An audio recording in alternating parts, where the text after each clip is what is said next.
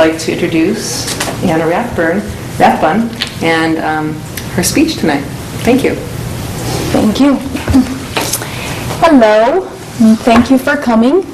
I am a certified nutrition consultant, which I specialize in helping people to feel better with food, similar to a registered dietitian, something like that. But we focus more on some of the specific healing benefits of different types of food, and it's more of a holistic training. So I help people to fill their kitchens and their bellies and their ideas and their offices with healthy food that they like, so that their bellies are full, so you don't want the food that's not good for you. That's really the tricks we're going to talk about today. I also work as a detective to help people to figure out which foods make them feel better and which foods are good for them, because everyone is different, and one person does great on fruit and nuts, another person on tofu, and another person on hamburger. It's really a wide range of what really makes a person feel good. That one diet, that hamburger that makes one person lose weight and have lots of energy may cause indigestion and depression in another person. So we work together to figure that out. There's a lot of really popular diet plans that work great for some people, but they're not the right thing for everyone because we're all individual.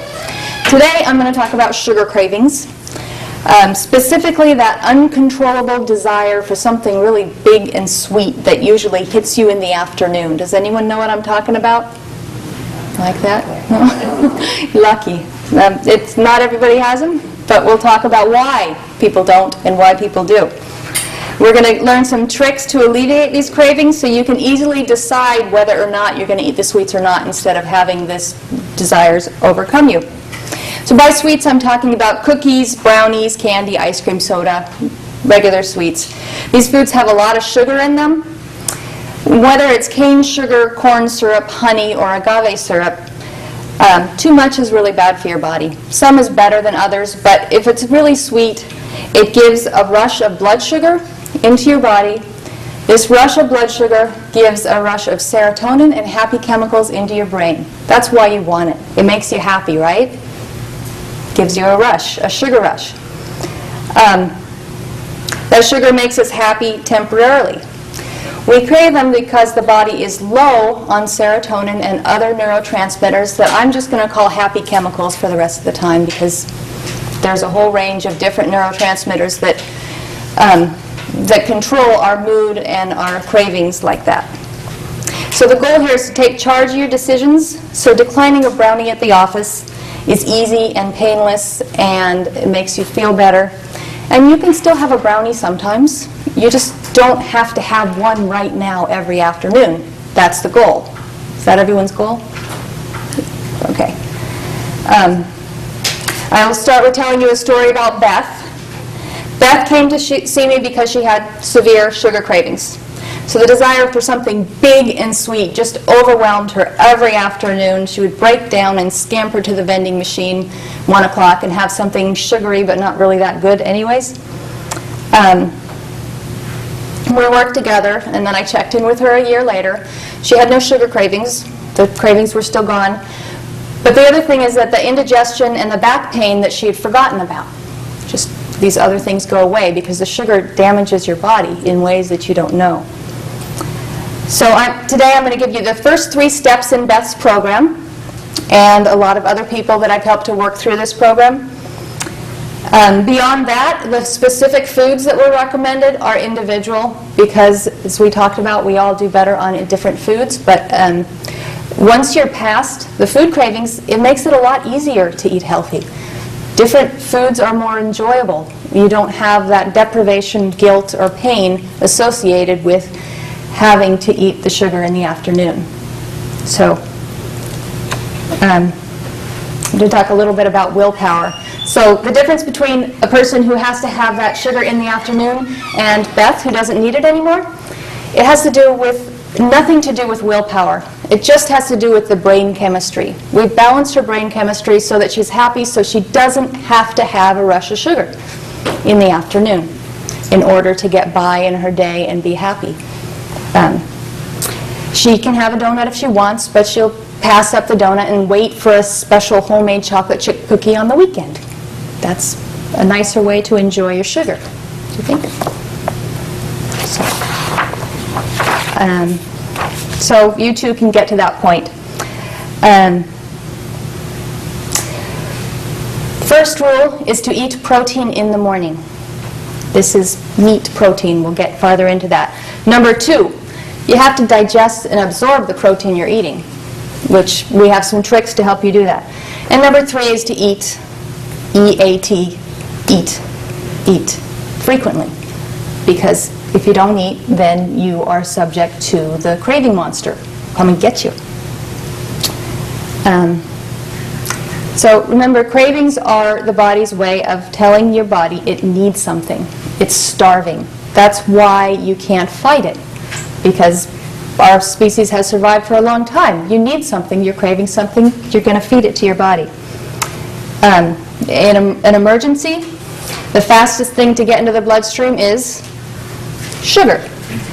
So in an emergency, when you're weak and low blood sugar, you're going to go straight for the sugar. If we can catch you before that and give you an apple and give you some nuts, give you a quarter of a sandwich, a few things before that, then you're not going to get that desperate and you're not going to need the sugar. So let's get to number 1. Protein in the morning. Anybody eat protein in the morning? Eggs for breakfast? Good.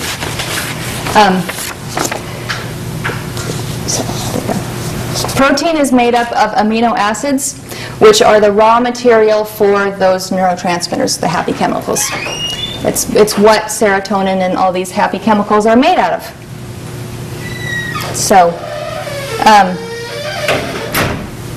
we need to fill our bodies with this protein so that we don't get cravings. It doesn't have the same effect if you wait until the afternoon. You've had a lot of that. I should have protein when I'm having cravings, because then you may end up eating a hamburger and a chocolate bar at 3 o'clock. Because it takes that much time to eat protein in the morning, digest it, and get it into your brain for happy chemicals. Everyone has different protein stores, needs, and ability to digest. So if you have severe cravings and you're a meat eater, meat doesn't bother you, then I would recommend meat, steak, red meat, just is the most powerful in stopping the cravings. Again, remember, I'm not telling you your all-out meal plan is to eat beef all the time, but once we take care of those cravings, you're going to feel a lot better and you can eat healthier and go into your own meal plan. So the more severe cravings, beef or even buffalo, which is my favorite. I just got buffalo at Harvest Market. Buffalo is a lot like beef, but it's leaner and more dense. For regular sugar cravings, and if you're not comfortable with red meat, or some people still don't digest it as well, turkey, chicken, fish. These are really good. These Diesel breakfast sausages, they're kind of spicy, but it's a nice, flavorful breakfast sausage that's not fatty, really low, and just doesn't have that big, greasy breakfast sausage feel to it. I actually mix it with a plain one for my family because there's a lot of us. We have to spread it around. Something simpler, just sliced meat, just an egg. This is one of my favorite antidepressant foods, are sardines. You see yourself eating sardines for breakfast, but it has a lot of other benefits as well. So I have a recipe here, which is a really nice breakfast. I think there's a few of these, and it's also on my website. I think of 2 fresh poached farm eggs with wilted kale, orange vinaigrette, and fresh sauerkraut on corn tortillas. And it's a wonderful little breakfast, and it's going to help you satisfy cravings in the afternoon. So animal protein in the morning. Beans, I have worked with people who are vegetarians, and beans work for them. If you have severe cravings, they're not going to work for everybody, but they do help some people. And then there's the people who just don't want to eat in the morning. It's just not comfortable. And for them, we start with something like a protein powder. And there are a lot of different protein powders on the market, and some It depends on your body which ones are good. You can buy samples and test them. So does everybody have a way in which you can have protein in the morning? Are you thinking about making sure you have your hamburger for breakfast? Sometimes this protein in the morning, it does satisfy that ravenous hunger. For some people, we have to sidetrack and do another therapy. It's an amino acid therapy where we give them the specific proteins that they're missing, like beef, chicken, sardines contains all of the proteins together, and sometimes we have to give them individual pills of protein in order to satisfy the more severe cravings.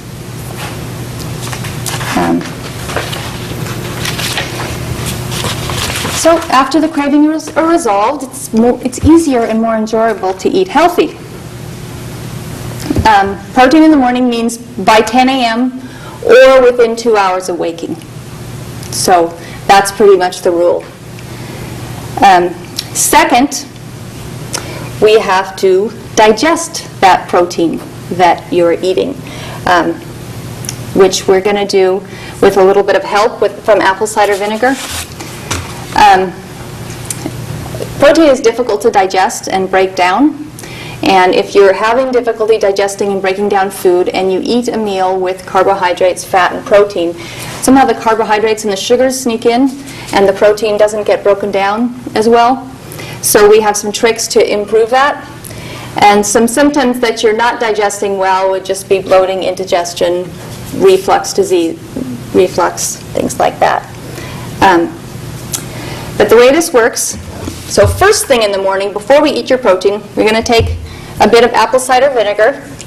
And this has to be the organic, unfiltered apple cider vinegar. There are different brands, but this is the most traditional brand. And you put 1 to 2 teaspoons in a glass of water or in apple juice. I like to put it in my tea and drink it like that. It smells kind of strong for the rest of the family, but I like it.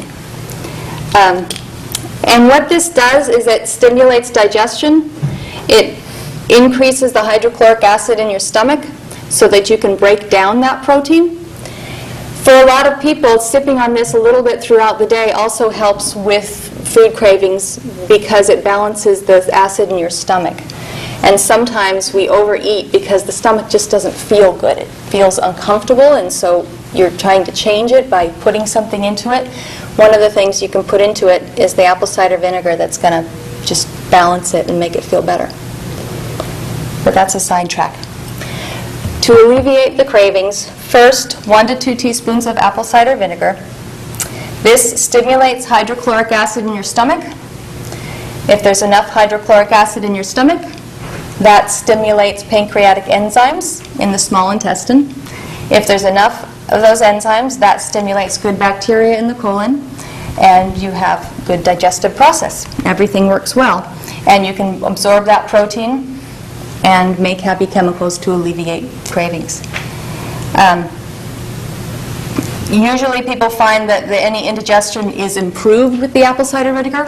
If it doesn't go away, you may need to sidetrack and add some enzymes or probiotics, some other different types of supplements.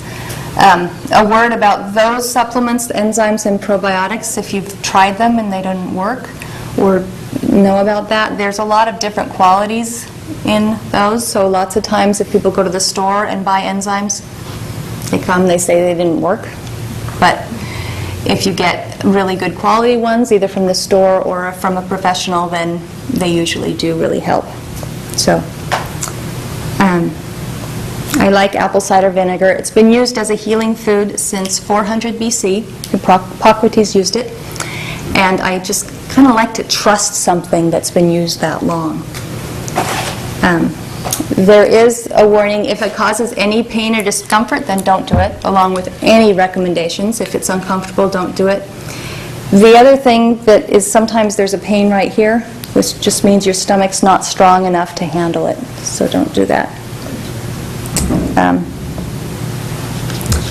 So, going to get up in the morning, we're going to have apple cider vinegar and water to stimulate digestion. And then you're going to have a protein for breakfast. to start making happy chemicals for the afternoon so that your body does not crave sugar in the afternoon. But we're not done. That's steps 1 and 2. Step number 3 is to eat, again, throughout the day. And this is the hardest one for some people. I see more people who are overweight or have diabetes who don't eat than who eat normally what you would consider too much throughout the day. People who just don't feel like eating, and then of course they overeat in the evening, but you have to eat on a regular basis, for one, to satisfy hunger. Because even if you have given your body lots of happy chemicals, so you're not going to crave sugar, you still don't want to get overly hungry. Because what happens when you get overly hungry and you go into the grocery store in the afternoon? You buy everything. You just put it in. So we're going to look at some tricks and things to have with you to pack, to make sure that you always have food available. You know, some places you may work, you may have food available to you all the time, but mostly we don't. Mostly we have to go out and get food or else be subject to the vending machine, which we don't want to do. Not safe.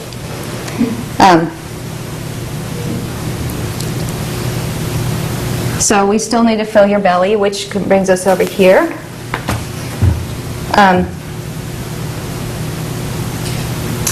Where'd it go? I pack for myself 2 lunches and a snack throughout the day, so I can have a lunch before I go home, before I make dinner for my family, because otherwise it doesn't work. The other reason we need to eat regularly is to stimulate your metabolism. And the metabolism is the rate at which you burn calories. And when you don't eat, especially if you don't eat in the morning, but if you don't eat for 5-6 hours, your metabolism starts to lower.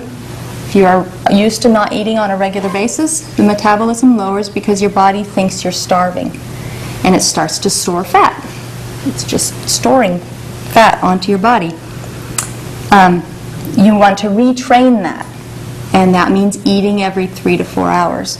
Even if you're not hungry, if you don't feel like eating, take a quarter of a sandwich, just a couple bites, a handful of nuts, something to get to start to change that process, and then eventually you will be hungry, and then you'll have to arrange to eat every 3 to 4 hours.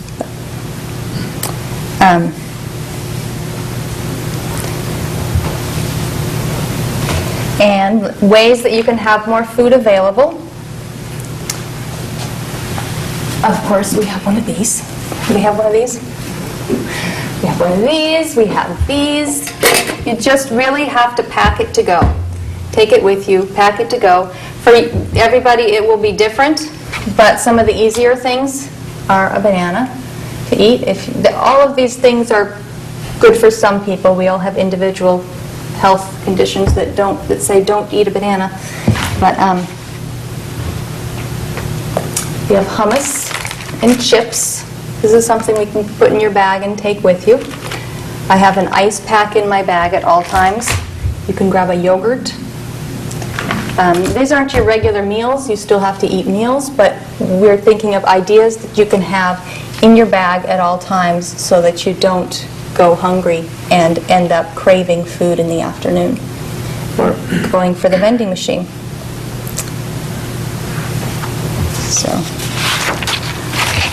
So let's go back to the beginning.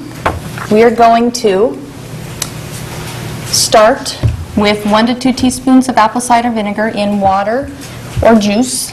I like it in my tea. Has anybody ever tried that? Yeah? It's good. Tea? No?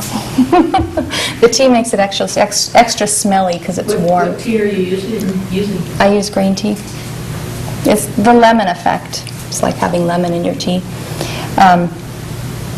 And then you just sip on that in the morning while you're making your food or doing other things. Sometimes I add a little bit of apple juice to it, or just if you don't like the vinegar, if you put it straight in apple juice, it's a little bit better. And what that does is stimulates digestion, and that starts to make your whole body feel better as it is. But then when you get to the meat, you can digest your food easily. And here we have some type of meat for breakfast, or protein if you're not a meat eater, which is respected. But for severe cravings, the beef is really helpful. And again, this is not a long-term program. This is not eating beef for breakfast, lunch, and dinner. Just in the morning, it really helps to satisfy the cravings in the afternoon. And if you're not comfortable with eating beef or don't want to eat anything in the morning, a protein shake or something like that. And then, Where would you have your coffee? In between the vinegar water and the protein, or after it? you can put your vinegar in the, no.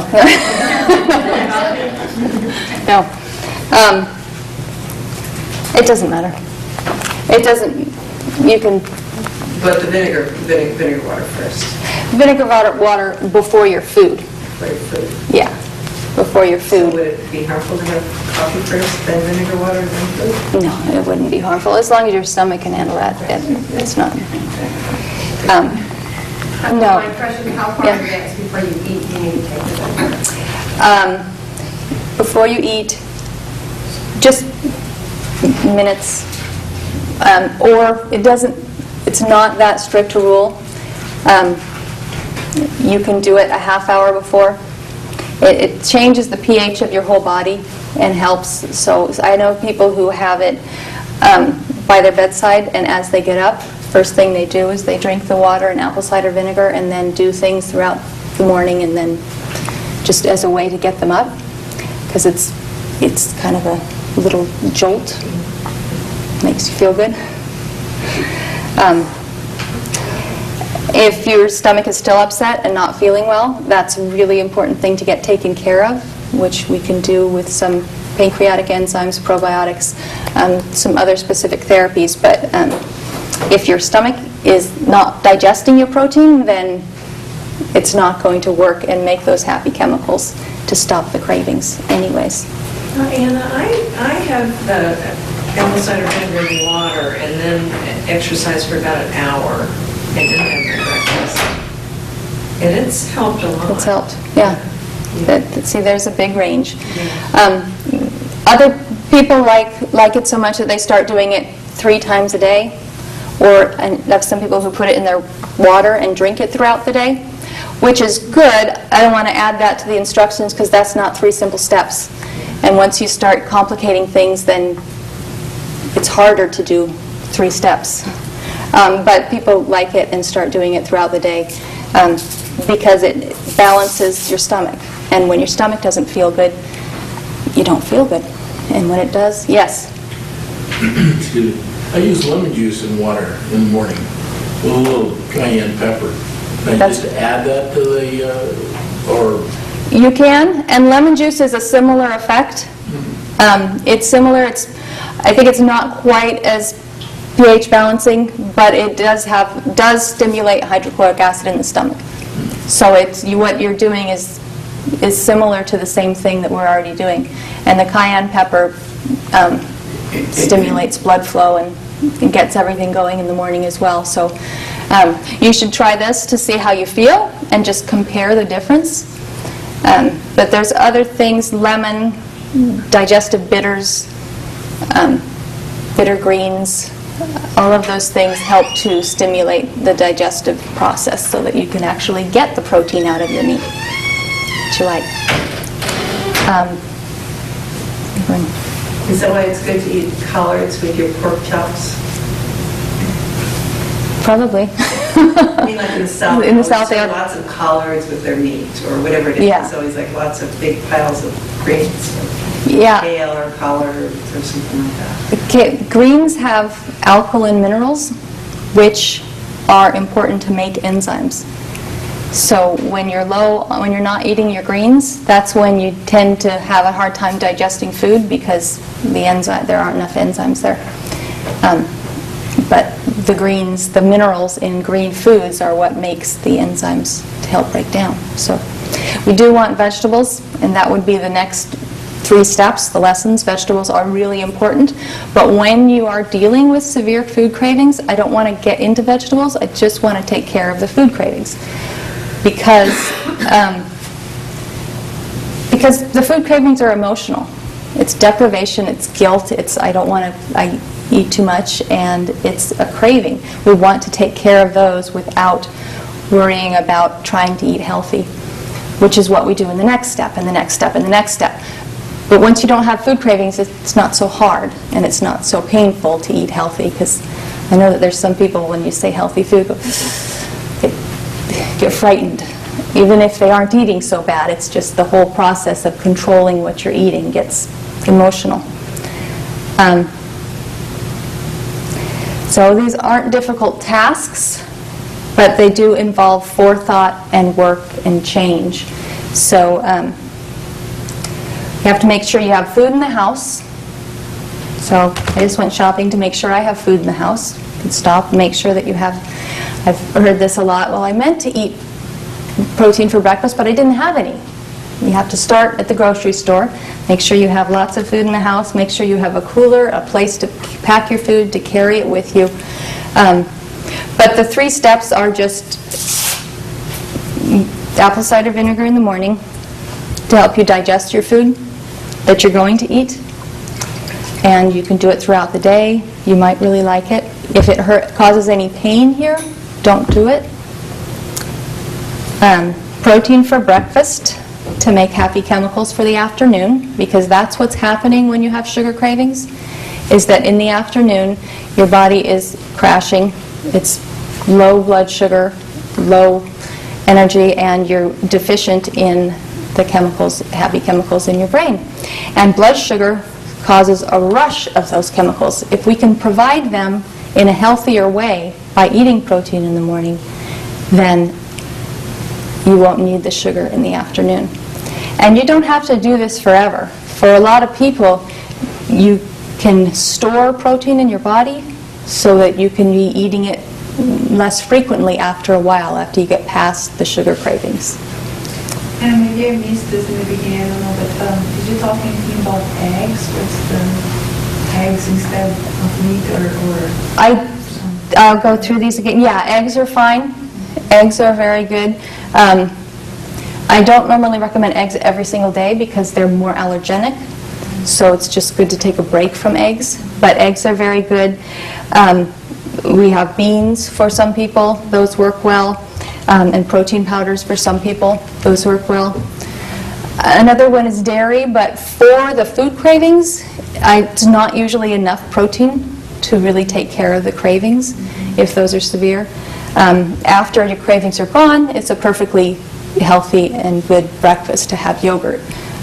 But we need to focus on getting those amino acids into the brain to satisfy the need for sugar, the intense need for sugar. What about quinoa, which is Quinoa, Very high in protein for a grain, or oats aren't Yeah. as good, but isn't quinoa higher in protein than any? quinoa is very high in protein. I don't think it would work for this purpose. It would work as a good protein for somebody who's not deficient in protein. And people have such different protein needs. You can see somebody who is a healthy vegan or vegetarian, the quinoa could be fine. But if somebody's a healthy vegan or vegetarian and has severe cravings, I would have to look closely at their diet and see. I wouldn't assume that quinoa is going to be enough if they have cravings. But if they are eating quinoa, a lot of people are eating quinoa all the time, no cravings, just fine. We need something more dense if you're having cravings, because that means you're not getting enough in some way. And it varies so much how much people can absorb protein and use it. That's why one person can be perfectly healthy on quinoa, and other people will kind of waste away on a vegan diet and do better with some meat in their body. But we're dealing with food cravings here, and specifically to deal with the food cravings, it is protein in the morning. Somewhere down the program, we'll add a lot more vegetables, and do firmly believe in vegetables. And It's been said that vegetables are the only thing that all nutritionists agree on. But right now, just to deal with the cravings, you have to get past that first, and then we'll get to the rest of eating healthy. I have a protein that I like that is, like you have the spirulina little packet. I know they sell them in cans too. One that's convenient and really works really well is those Atwala protein shakes. I think they have between 18 and 24 grams of protein. My energy is so low, and I can just ignore all the other cookies and stuff that goes on around here, or, at work. It's just kind of like, if I have that in the morning, and I'm a believer of what you're saying, the protein in the morning, without having an egg. Like sometimes I'll have an egg, and sometimes I'll have half of one of those shakes in the morning, and that is enough. And that's to enough. Yeah. Keep my energy steady. Protein shakes worked really well. This is not even necessarily the best protein, but it works, and it was a sample that I could bring to show you. But those other ones are convenient, and they often have them like on sale at Harvest or Safeway or the health food store, for something that's there, so that you're not getting the other thing that's not so good for you. It's such a good choice that's available. It is, yeah. If you don't, especially if you don't feel like eating in the morning, grabbing an Adwala protein shake, those will really save your energy for a long time and take care of sugar cravings. Yeah. What about peanut butter? Peanut butter has good protein if you're not having these type of cravings. If you want to get rid of the cravings, you want something more dense. And peanut butter is fine for a person who's not having this problem. But if you want to tackle the cravings and not have that, then it's not enough. Meat, protein powder, beans, if you've been a vegetarian for long enough, because people after they've been a vegetarian for a longer time, they have an increased ability to get more protein out of their food. But when you go into a long-term program, you won't be having beef for breakfast, lunch, and dinner. It's frightening to hear your nutritionist tell you to eat beef. But when you're dealing with sugar cravings, it really is what helps. And meat and fish and eggs. But that depends on how severe they are and how they're doing. We don't want to complicate it with the other things. Just focus on the 3 steps. That's why it's 3 steps. There are a lot of different ideas about nutrition, and there's so much you can learn and so many different plans you can follow. One of them, think of low fat or low carb. As we're doing your snacks in the afternoon, we're having a little, you don't want to focus on low fat or low carb, because that's what always gets you in the end on food cravings. It's true some people can lose weight on those diets, but what we're dealing with are food cravings so that you don't have the need for these other foods, so you don't feel an intense desire for a food. And anytime you deprive yourself of a food, whether it's fat or carbohydrates or protein, then you're going to end up backlashing and craving it. So continue to eat regularly. We eat at 10 a.m. and every 3 to 4 hours, whether you're hungry or not. And then you don't have to eat a whole sandwich or a lot, just a little something to time yourself and make sure you're eating, because people who aren't used to eating won't be hungry. That's because their metabolism is low. They're not burning calories. Let's see. Yeah, we'll focus on eating vegetables and eating organic and eating everything else later, but right now we're just taking care of sugar cravings. Apple cider vinegar, digestion, and there's other tricks for digestion, eating meat or protein, a dense protein in the morning, and for some people we'll go to specific amino acids, that's pills of the specific amino acids that they're missing, and snacks throughout the day. And I'm surprised that this went so fast. Took a lot longer. I have a private practice in Mendocino where I help people individually get over their food cravings. This is always the very first step in the program. Not always. I do see some people who don't have sugar cravings, but most people do. And that's what we start with, because I don't want you to feel deprived at any time about what you're eating. We want you to be full and full of food, not hungry. Can you tell us about what you have done in the past as far as co-teaching, like with, was it Teresa McDonald that you taught a yeah, diabetic class about how, that's something that you the different offer things. also? Yeah. I have a private practice. I also teach classes. I did a class recently with Teresa McDonald in which we talked about food benefits of specific foods for lowering blood sugar. I don't have any here. I was trying to go through them. We passed around cinnamon, which helps to lower blood sugar, all different types of foods. I did teach a series of classes at the food bank. This was a full year of classes in which we did cooking classes on managing your diabetes with low-income food, which was really fun. A lot of beans and rice in that, and a lot of good organic vegetables because they get organic vegetables at the food bank.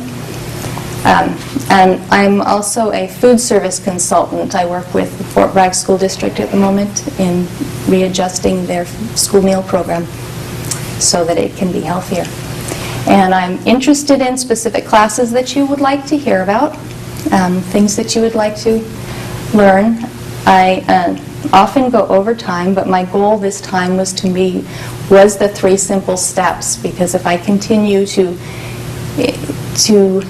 tell you to eat your vegetables and go organic and all whole grain and all these things that you know, I can give you a lot of tricks on those, but we don't want to do that while you're having food cravings, because then you'll be discouraged. We want you to get past the craving point, and then you'll have lots of energy to eat healthy food without having these cravings that are tackling you. Yes? Can you talk a little bit about the caffeine craving? The caffeine craving. Well, caffeine is addictive, so that's different than the sugar craving. There is a specific amino acid that helps with the caffeine craving, because the caffeine it changes your brain in a certain way, and your body is used to changing your brain in a certain way. And when you stop that, you get swelling, which is your headache, and craving for it. But there is a specific, what caffeine does is one of the things it does is it stimulates a certain neurotransmitter in the brain, and we can give you an amino acid supplement, which I'm not getting on the tip of my tongue right now, but there's a specific amino acid supplement that stimulates that same neurotransmitter, because when you go off of caffeine, you're going to be really low in that neurotransmitter, and you're going to be tired, and you're going to miss it, because that's more of an addiction. But we can help a lot with that. Awesome. Can you suggest other snacks to have, snacks during the day, and is it better to avoid sweet things, like you mentioned bananas, but if you're craving sweets, is it better to avoid a sweet snack? A banana is fine for some people. It's better to have nuts with your banana because it raises the blood sugar. If you're having a sugar craving, what we want to do is take care of the sugar craving and not substitute something else sweet. That's a trick.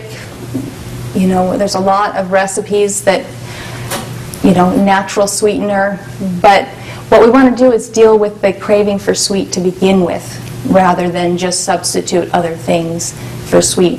But a banana will work. It's good to have nuts with your banana, because a banana will raise your blood sugar pretty high, pretty fast, and that depends on how well your body handles blood sugar. Because some people, a banana is fine. Others, it's too much blood sugar at once. How about apples? Apples are better. Apples break down. There's a chart called the glycemic index, which is really fun. And the glycemic index rates how fast a carbohydrate raises your blood sugar. So an apple and a banana may have the same amount of carbohydrates in it, but a banana is going to raise your blood sugar faster than an apple. And that's because of the fibers, the way that the apple's broken down. I don't know the numbers. But you're still helpful to eat it with some nuts, because the nuts will slow down the rise in blood sugar. Yeah. Now, which nuts do you recommend? There's some that say are better for you than others. Oh, wow, nuts are so cool because nuts, every single nut is high in one specific nutrient. And so I can go through recommending, depends on the person, and usually we get to a range of nuts, but depending on the ailment, we'll say you need to eat cashews, you need to eat almonds, you need to eat pecans. I've seen, on my own, I run, but I used to have bad knees. If I eat pecans, I don't have bad knees. And peanuts are not the very best because peanuts are more of a bean. They're okay, but they don't have the same nutrients and as good of fats as the other nuts. One trick with peanuts is if you have any sensitivity to mold, you shouldn't be eating peanuts. If you walk into a moldy house and you can feel it, if you're sensitive to blue cheese, if you live here, you'll know if you're sensitive to mold. But sometimes those people who are sensitive to mold in the house, they really crave peanut, and peanuts have mold on them. And you'll get a similar reaction, but for some reason it's more of an adrenaline reaction and people like it. Peanuts wouldn't be my favorite nut, no. But they taste good. They're not bad. Yes? How many nuts do we eat? Nuts. How many nuts do you eat? It depends. I've used a trick where I had people use a quarter cup measure. I don't measure things very much. I want you to eat until you feel good. I don't count calories. I don't measure stuff. It's different nutrition. And you can get, Lois can tell us specifically what the guidelines are you're supposed to get in a handful of nuts. But I don't know. I'm not sure what that is. On some nuts, I'll tell you to eat 2 or 4 a day if it's a specific medicinal nut. Like Brazil nuts, she's giving away my secret nut, are Brazil nuts. Brazil nuts are high in selenium, and I've seen rashes disappear by eating Brazil nuts because it's a skin antioxidant. But you don't want to eat too many of them. Theoretically, you could overdose. Okay. Never seen it happen. One of my favorites. Hazelnuts. I don't know the hazelnut nutrient. What's the hazelnut nutrient? I don't know it. I don't know if they're delicious in pound pork, though. Yeah, I'm sure that there's some. You should eat them. They're an exotic nut. They have to have something good in it. I can go down it since we're talking about nuts. We'll go, almonds are high in calcium. Pecans and sesame seeds are also high in calcium. Pecans are high in manganese, which is important for your joints, which is why they've helped my knees. I'm missing. Cashews are high in biotin, which helps with rashes. I mean, candida and yeast, things like that. Dandruff is cashews. And Brazil nuts are selenium, which helps with the skin. It also helps with thyroid a lot. How about sunflower seeds? I don't know sunflower seeds. Sunflower seeds have good fats in them. I don't know the specific. Walnuts? Walnuts are really good fats, omega-3 fats. There's one I was just thinking of and forgot. Just had it. Pumpkin seeds are zinc, which are especially good for men. Yes? In order to get manganese or selenium or one of these other elements, could you depend upon manufactured tablets or supplements? You can, but what? Is the natural form better than the supplemental form? If you can get it in, yes, I think it is. I think your body absorbs it and utilizes it better. And there's some problems with supplements. We just had in the news some problems with supplements are very effective. I use them all the time. But there's been some research as there's problems with women taking calcium supplements, that they're taking too many and they're causing some other problems. So any time that you're relying just on that or taking a lot of supplements, you should For one, you should have it looked at, exactly what you're taking, and look at all the interactions with your medications, and make sure you're eating right, because that's I don't care for pecans. you don't have to eat pecans. Oh, well. You want anything? Okay. Yeah, then take manganese is something that you can take as a supplement that it's not going to hurt or mess with your medications or anything like that. So you can just take manganese, and it's fine. If you can get it as food, it's better. But if you don't like it, somebody was talking about all the nutrients in nuts, and then they were allergic to nuts, and so we'll let them take supplements. It's okay. It works. So. Yes. So one introduced dried fruits to the diet. You can have dried fruit in your snack. Yeah, these are just snack ideas. Just making sure that you have food, which is really nice with your pan full of nuts in your bag, nuts and fruits. So you can have a bag of nuts and fruits, so you don't have to carry it cooler. You can carry it in your purse. And then you have something where you can have a handful of something before you get too hungry. It's not getting as much sugar from the dried fruit? It's a little bit of sugar. No, I don't think it's too much for this. For some people, yeah, but we're not going to get real picky about your snacks. We're just going to make sure you're digesting your food, you're eating protein, and you're having snacks. Don't have a brownie, and don't avoid fat or carbs, which is often a craving problem. We can get real detailed and say, don't eat sugar, don't eat hydrogenated oil, but I don't want to get that involved. I just want to take care of the cravings first. That's important. So,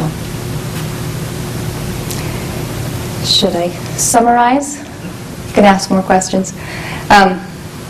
We just want to take care of the sugar cravings. That's our main goal here. And there are a lot of healthy foods we can eat. There are a lot of health programs. I can help you with your individual health problem individually, because all of the food is going to be different for what you need. But right now we're dealing with the food cravings. We want those to go away first, so that there's no deprivation and there's no discomfort and there's no pain in being told, cut back on your sugar. Because at some point you're going to be told, don't eat sugar or eat less sugar, and we don't want that to be painful. So in order to do that, we're going to take care of your cravings first off. And that's by eating protein in the morning, digesting your protein with the apple cider vinegar, and then having snacks throughout the day. And you'll notice in the steps 1, 2, and 3, we didn't say don't eat sugar. The steps 1, 2, and 3 are to help you get past the sugar cravings. And then somewhere down the road, you can decide for yourself, or if you see me, we'll write it down and we'll make a pact about when you want to stop eating sugar. But that's not in the steps 1, 2, and 3, because the cravings are real, and we don't want to deal with any deprivation or pain around that. We want food to be fun and positive. Could you explain again? I don't understand why you shouldn't eat eggs every day. Eggs are allergenic. They tend to cause allergies in people. Not anaphylactic shock kind of allergies. It's just more allergenic, and so I don't recommend eating them every day. It's not that important. If you really like eggs and it's going to help you get through the cravings, eat them every day. It's fine. It was just another thing for a side step for a specific program if you're dealing with an allergenic person. So, but if you like eggs and you want to get over sugar cravings, go for it. So things like ready eggs, or those egg products, how do they fit into the eating whole eggs? Is that something that... I don't really know, because I haven't researched the quality of the eggs, but anytime that you have something that's that processed, I just don't trust the quality of the protein. But I don't really know. I haven't had anybody try to alleviate protein cravings. This is a fairly processed product, and it works. I don't think they have yolks in them. Yeah. I'm not sure. And specifically, I was wondering about the yolk, Yolk. the absence of the egg yolk, which you said is important, and the egg white by itself is not. If they're made of egg whites only, then I'm wondering. Specifically for cravings, I wouldn't want to go with egg whites only. I don't know how it would affect a person, but I wouldn't want to go there. I'd want them to have the whole egg when you're dealing with the cravings, because you're dealing with a partial food, and somewhere along the way you may crave yolks, and that brain's not going to go. It's yolks that I crave. They're just going to start to crave something. If it's not a whole food, it's what tends to happen when we don't give ourselves everything that's in a food. Like we eat white bread, you end up not quite having enough. This happens when I eat white rice occasionally. You go out and you can't get brown rice, and I finish my meal and I'm like, I'm not full, no matter what. I just need the rest of the grain, the whole food. That's a whole nother step, eating whole foods, but right now we just want to take care of the cravings. I've read that heating protein denatures certain amino acids. Is that relevant to this at all? I mean, does the vinegar help digest the denatured proteins? I mean, this is like an aside, sort of. I think that microwaving and really high grilling has some, is what, yeah, really high temperatures, but a roasted, the very, if you want to get particular about it, the very easiest to digest meat would be a slow cooked, like a crock pot, 6-hour or even overnight crock pot meat. That's the easiest to digest, is a slow cooking process. And the fast, high heat is damaging to the protein. So I don't think it's going to make that much of a difference for your cravings, to satisfy the cravings, because you're not destroying the whole meat protein. It's not good for you, but we're not working on what's good for you. We're working on getting you to where you can eat what's good for you. And then, yeah. You distribute the protein over the rest of the day too, and this is just not morning only. I'm not picky about what you eat the rest of the day. No, it doesn't matter what you eat the rest of the day that much. I mean, we don't want to have... Well, there's other reasons. Just to deal with the cravings, it's protein in the morning. And it depends on your health and what you're dealing with, whether or not we're going to have protein at lunch and dinner. A lot of the time, we end up going with just vegetables for dinner, but not everybody. Depends on the person.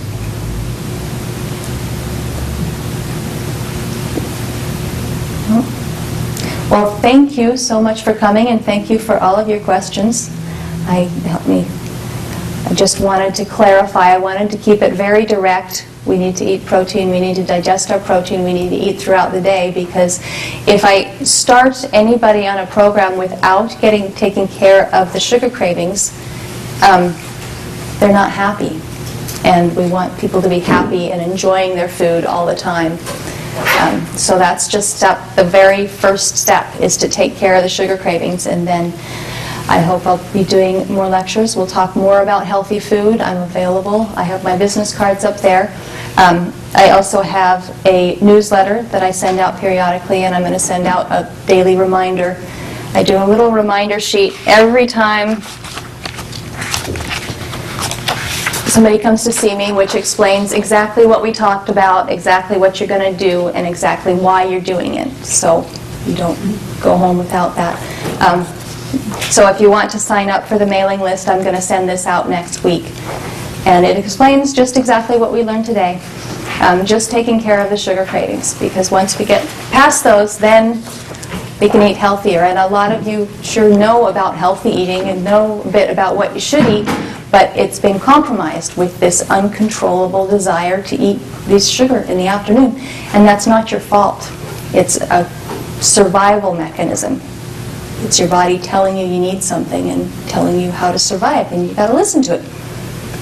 So, thank you.